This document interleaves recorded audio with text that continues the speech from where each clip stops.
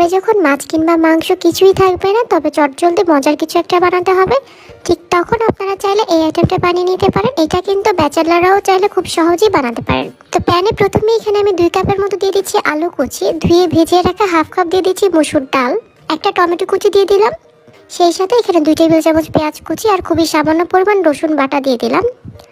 রসুন কুচি দিয়ে দিচ্ছি 2 চা চামচের মতো,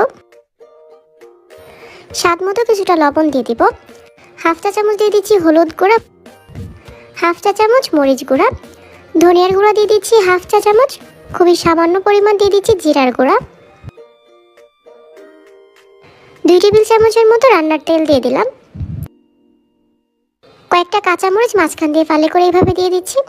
এখন হাত দিয়ে সবকিছুকে খুব ভালো করে এইভাবে মাখিয়ে নিব। এই আইটেমটা গরম ভাতের সাথে কিন্তু অনেক বেশি ভালো লাগবে। হাফ কাপের মতো এখানে পানি দিয়ে হালকা একটু মিশিয়ে নিয়ে ঢাকনা দিয়ে ঢেকে এখন এটাকে আমি চুলায় বসিয়ে দিয়েছি। চুলার আঁচটা মিডিয়ামে রেখে কিছুক্ষণের জন্য এটাকে রান্না করে নিব। কিছুক্ষণ পর ঢাকনাটাকে খুলে আমি হালকা একটু নেড়ে চেড়ে দিচ্ছি। এরপর এখানে আমি প্রায় আরও হাফ কাপের মতো গরম পানি দিয়ে দিচ্ছি। হালকা হাতে সবকিছুকে মিশিয়ে নিলাম। ঢাকনা দিয়ে ঢেকে এখন আরও কিছুক্ষণের জন্য এটাকে রান্না করে নিতে হবে। এখন ঢাকনাটাকে খুলে আমি আবারও ভালো করে মিশিয়ে নিচ্ছি। এই পর্যায়ে লবণটা অবশ্যই চেক করে নিতে হবে। ঢাকনা দিয়ে ঢেকে আমি আরও কিছুক্ষণ এটাকে রান্না করে নিচ্ছি। ব্যাচেলাররাও কিন্তু খুব সহজে এই একটা আইটেম বানিয়ে নিতে পারেন।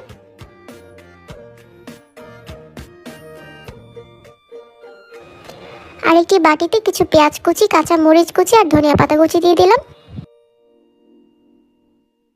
স্বাদ মতো কিছুটা লবণ দিয়ে সবকিছুকে ভালো করে মাখিয়ে নিচ্ছি। এরপর এখানে আমি একটা ডিম এভাবে ভেঙে দিচ্ছি। কাঁটা চামচ দিয়ে ডিমটাকে ভালো করে এভাবে ফাটিয়ে নিব। অন্য একটি প্যানে আমি তেল গরম করে ডিমটাকে ভালো করে এভাবে ভেজে নিচ্ছি। উল্টে পাল্টে ডিমটাকে ভেজে নিব। এরপর এটাকে ঠিক এইভাবে আমি ছোট করে কেটে নিয়েছি। ডালটা কিন্তু এই পর্যায়ে পারফেক্টলি সেদ্ধ হয়ে গিয়েছে। ভেজে রাখা ডিমগুলোকে দিয়ে দিলাম।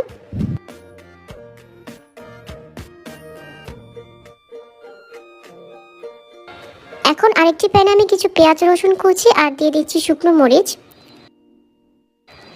তেলের সাথে সবকিছুকে আমি নেড়ে চেড়ে ভালো করে ভেজে নেব।